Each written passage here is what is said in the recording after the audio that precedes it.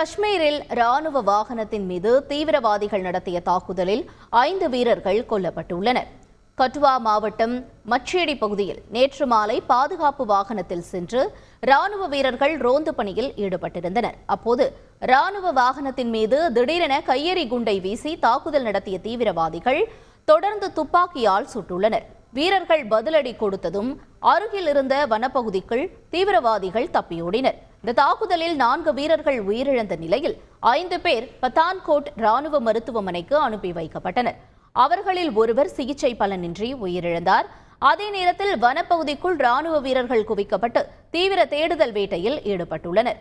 கடந்த 48 மணி நேரத்தில் ராணுவ வீரர்கள் மீது நடத்தப்பட்ட 2வது தாக்குதல் சம்பவம் இதுவாகும்.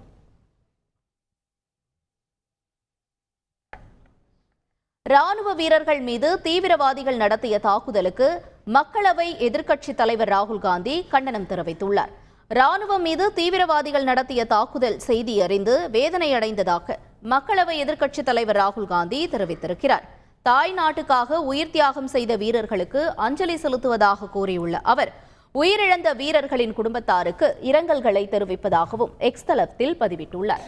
1 மாதத்திற்குள் 5வது முறையாக தாக்குதல் நடத்தி வீரர்களின் உயிரை பறித்துள்ளதாக தெரிவித்துள்ள ராகுல் காந்தி, வெற்று பேச்சு மற்றும் பொய் வாக்குறுதிகளை அளிக்காமல் கடும் நடவடிக்கை மூலமே தேர்வு காண வேண்டும் என்றும் வலியுறுத்தியுள்ளார்.